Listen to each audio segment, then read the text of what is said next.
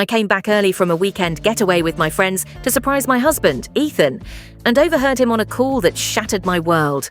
"This marriage is a disaster, man. I wake up every day wishing I'd never done it. If it weren't for her family's wealth, I'd have left ages ago." We'd just celebrated our 3rd anniversary with a vow renewal. Devastated, I slipped out quietly, returned later as planned, and greeted him with a kiss like nothing happened. 5 days later, Ethan blew up my phone with 27 calls in an hour, realizing I'd overheard him. My hands are trembling as I type this on my phone. I've rewritten this post countless times, unsure how to process it. Right now, I'm locked in the bathroom, the shower running to mask my sobs so Ethan doesn't hear. Ethan and I have been married for 3 years. He always felt authentic, unlike the polished guys I met through my family's social circle. My family's well off, not billionaire level, but comfortable enough that I've never stressed about money. Ethan's from a working class background, which I always found refreshing. Just last week, we renewed our vows in an intimate ceremony with close friends and family. He teared up reading his vows, calling me his greatest blessing. My friends and I had planned a girls' trip to Austin for months, spa days, vineyard visits, and checking out a trendy new cocktail lounge. But the trip fell apart when one friend got sick from bad tacos and another had a work crisis. I decided to cut it short and surprise Ethan, who always sends me sweet missing you texts when I'm away. I grabbed his favorite tacos from a local spot and some craft cider he loves, picturing his smile when I walked in. Our house has an odd layout. You can't see the living room from the front door. I entered quietly through the garage, hoping to catch him off guard. I heard him talking upstairs in his office, clearly on the phone. I set the food down and tiptoed up, planning to jump out and surprise him. Then I heard it. "This marriage is a disaster, man. I wake up every day wishing I'd never done it. If it weren't for her family's wealth, I'd have left ages ago." I froze, my heart sinking. I waited for a laugh, hoping it was a joke, but it wasn't. The vow renewal. Absolute hell. I had to fake all that lovey-dovey nonsense while her parents watched, all teary-eyed. "I'm getting good at playing the part, though. Worth an award," he chuckled. "But it's worth it for the lifestyle, right? Her dad's talking about a role in the family company soon. Once I'm set there, I'll have choices. More than just being the rich girl's husband." He called me the rich girl. 3 years of marriage, and I'm just a paycheck to him. I don't know how I managed it, but I crept back downstairs, grabbed the tacos and cider, and left. I sat in my car in a parking lot crying for hours. An elderly woman tapped on my window, asking if I was okay. I lied and said my cat died. I drove around, replaying every moment of our relationship through this new, painful lens. The times he insisted on paying for cheap dinners but hesitated when I offered to cover his credit card debt. How he lacked ambition until my dad dangled business connections. Our anniversary gift from his parents, a carved sign saying "Where our love begins," felt like a cruel joke now. I went back to Austin, faked normalcy with my friends, and drank too much wine to numb the pain. When I returned home as scheduled, I kissed Ethan like everything was fine, even though my heart was shattered. For 5 days, I've lived this lie, sleeping next to someone who regrets me every morning, analyzing every moment of our marriage for signs of his deception. I noticed odd withdrawals from our joint accounts, 150 here, 250 there, always just below the threshold we agreed to discuss. Is he stashing money to leave? Is there someone else? The thought of him laughing about me with another woman haunts me. I haven't told anyone, not my friends, not my family. My dad sees Ethan as the son he never had, and it would crush him to know the truth. I've been subtly shifting things. I accidentally left my private bank account details open on my laptop. I mentioned my dad might scale back his business due to market shifts. I called a repairman for a leaky faucet Ethan promised to fix, saying he seemed too busy. He looked stunned when the guy showed up, charging $90 for a quick job. It's working. Ethan's unraveling. Today, he called 27 times while I was out, panicking when I didn't answer. When I called back, I played it cool, saying my phone was in my bag. His silence screamed guilt. I'm planning my next steps, maybe pulling back emotionally while securing my finances. I might document everything, let him think all's well until it isn't. He lied for 3 years. I can manage a few weeks. I need to go, the shower's been running too long, and Ethan might get suspicious. I'll kiss him goodnight and sleep beside him while plotting my escape. Edit. Ethan just texted about a weekend getaway to reconnect. The nerve. I'll update soon. Thank you all for the incredible support. Your words have kept me grounded these past 2 weeks. I've been cautious since Ethan started sneaking glances at my phone. It's been 14 days since I overheard him call our marriage a nightmare and admit he's only with me for my family's money. 14 days of pretending I don't know while living with a stranger. I decided to be strategic. No outbursts until I'm ready. I made a list: secure my finances, gather proof of his true intentions, figure out how deep his lies go, plan my exit, and build a support system without spilling everything yet. First, I locked down my personal bank account with new passwords and security questions. I've been siphoning small amounts from our joint accounts. Nothing obvious, just enough to protect myself. Is it wrong? Maybe, but learning your husband's a fraud shifts your morals. Ethan suggested a weekend trip to reconnect.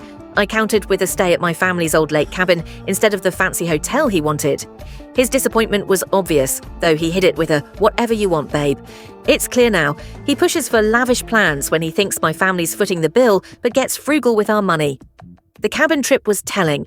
With no Wi-Fi, Ethan was glued to his phone, wandering to the dock for a signal. I overheard him tell someone he was stuck in the boonies and would make it up to them later. Who's them? He left for a quick store run and was gone for hours. No store charges showed up, but there was a $55 bar tab on our card from across town. I casually mentioned my dad might retire early due to health concerns and scale back the business. Ethan bombarded me with questions about the company and our finances, barely mentioning Dad's health. It was like watching his mask slip. Digging deeper, I found he's withdrawn $16,000 from our accounts over 3 years for vague business costs and investments, especially before trips to his hometown. Is he hiding something or someone there? While he was out, I found a cheap burner phone in his desk, passwords scribbled on a sticky note. It had one contact, Kay, with texts about meetups, money, and a long-term goal. One message from months ago said, 2 years and we're golden. 2 years until what? I've been tweaking my behavior, less affection, more private calls, dropping hints about talking to our lawyer. Ethan's spiraling. He went through my closet while I was showering, leaving my shoes out of order. I'm particular about them. I caught him checking my tablet's search history, where I'd left tabs open about infidelity and separate accounts. He stammered about loving my cooking, though I was making soup, not pasta. He's suddenly fixing everything: the dripping sink, the creaky gate, the loose shelf. It's like he's auditioning for Husband of the Year. I've confided in my best friend Tara, who's furious and helping me document everything. I've set up a secret email and started noting every odd withdrawal and text. Last week, Ethan showed up at my office with lunch, something he's never done, grilling me about a vague call with Tara about big changes, really about redecorating. After he saw bank statements I left out, he called 27 times in an hour. And when I answered, I played dumb, but his panic was obvious. He slipped in a question about my dad's business, masking it as concern for me. Last night, he suggested another vow renewal for family who missed the first. When I questioned it, he mumbled about celebrating our love. He's terrified his plan's crumbling. I'm meeting a lawyer Tara recommended next week to explore my options. I've moved heirlooms to her place under the guise of a photo project. This morning, Ethan hugged me, crying, saying he felt like he was losing me. For a moment, I almost confronted him. Then I remembered his laughter about his award-winning act. I patted his arm and said work was just stressful. His tears stopped fast when I mentioned cancelling a luxury trip. The confrontation's coming, but I want him to squirm more first. Edit. No kids, thankfully. Ethan always delayed starting a family, citing one more goal. Now I see it was about securing his exit. Edit 2. Ethan wants dinner at my parents' place, saying he misses them. Sure he does. It's been a month, and things have escalated. Thank you for your support and advice. I've read it all, even the criticism. I've questioned my approach, but I'm committed to being strategic. The dinner at my parents' was revealing. Ethan was the perfect son-in-law, praising Mom's decor, bonding with Dad over sports, helping my brother with tech. But I saw the calculation in every move. He mentioned buying property near my parents', and when Dad said values might rise 15%, Ethan's excitement was palpable. Later, I caught him browsing homes way out of our budget, claiming Dad offered to help with a down payment, a total lie. I met with the lawyer, who was incredible. Our prenup offers some protection, and Ethan's financial deceit might weaken his claims further. While I was at the meeting, Ethan was freaking out at home. I'd left my laptop open with tabs about moving to my aunt's in Oregon. When I got home, he'd cooked my favorite meal, hands shaking as he served it. He kept saying how much he loves me, not my family, and suggested we try for a baby, out of nowhere, after years of excuses. I nearly laughed. I said I'd been reflecting on our relationship since Austin, especially about honesty. His face paled when I mentioned overhearing him call our vow renewal torture and our marriage a disaster. I quoted him calling me the rich girl and admitting he's only here for the money. He spilled wine across the table, stammering it was a misunderstanding, and he was just venting. I pressed him to explain, but he couldn't. He switched to tears, begging for forgiveness, claiming he loves me. I said I hadn't decided what to do, letting him stew. The past 2 weeks were a masterclass in manipulation. Ethan sent flowers daily, contacted my parents about my odd behavior, and suggested therapy. Notably, he avoided mentioning my family's wealth. I've moved funds to my private account, secured family assets, and stored essentials in a unit Ethan doesn't know about. Telling my parents was brutal. They adored Ethan. Dad wanted to confront him, but I asked them to wait. Our washing machine broke and Ethan rushed to fix it, a shift from his usual complaints about repair costs.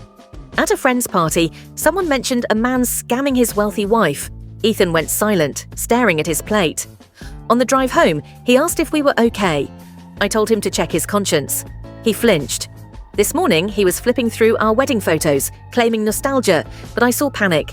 Tomorrow, I'm meeting my parents and our advisor to remove Ethan from all accounts and discuss divorce. He thinks it's a routine trust meeting. By noon, he'll know I've known everything for weeks. Edit: Ethan's texting about sushi tonight to treat me before the meeting. If only he knew. Thank you all for carrying me through this. Your support gave me strength. Here's how it ended. The meeting with my parents and our advisor, Mr. Thompson, was perfect. Ethan thought he was securing his place in the family business. Dad asked if he had anything to confess. Ethan said no, all smiles. Then Dad presented a file, bank records of Ethan's secret withdrawals, text to Kay about his plan, and a transcript of him calling our marriage a nightmare. Ethan's face collapsed, shock, panic, then calculation. He claimed it was a misunderstanding, just guy talk. Mum snapped, calling him a leech who betrayed her trust. Ethan tried appealing to her, but she shut him down, asking which him was real, the vow renewal crier or the gold digger. Mr. Thompson explained Ethan was cut off from all family accounts and trusts. Dad said divorce papers were coming and he had 24 hours to leave our house. Ethan turned to me, teary, asking if I'd throw away 3 years over one dumb call. I said he'd thrown it away by seeing me as a bank account. The divorce was swift. My evidence of his fraud expedited things. Ethan demanded half of everything, but his case crumbled when we played his recorded admissions. He got less than he wanted, more than he deserved. The aftermath was tough. I cycled through anger, grief, and doubt. How did I miss the signs? My therapist helped me see Ethan's manipulation succeeded because he was skilled, not because I was foolish. Trusting isn't weakness. Breaking trust is the failure. I moved to a cozy downtown apartment, free to decorate as I please. The first night was hard, but I'm rediscovering myself. I laughed loudly at a cafe last week and didn't care who heard. Ethan always said my laugh was too much. My parents and I are closer now. Dad apologized, saying wealth made me a target. Mum's in protective mode, sending me articles on spotting gold diggers and pushing vetted blind dates. I'm not ready. My friends Tara and Scarlett have been rocks. One friend, Jenna, sided with Ethan, believing his lies. I ran into his friend Mark, his phone call buddy, at a store. He avoided me, clearly fed Ethan's version of the story. I don't care what they think anymore. Ethan tried to explain at my apartment, leaving a letter claiming he grew to love me. I shredded it. He's now dating a colleague's daughter who thinks he's misunderstood. I warned her, but she'll learn the hard way. I've taken up baking. My focaccia's actually decent now. Some days, I'm still angry or scared to trust again. But the divorce is done. The house sold. My loans paid off. Last week, Mum sent me a photo of Ethan at a gala with his new girlfriend. I felt relief. He's her problem now. Kay was Karen, a friend from his hometown, possibly part of his scheme. The rich girl is gone. I'm just Lily now, and I'm enough.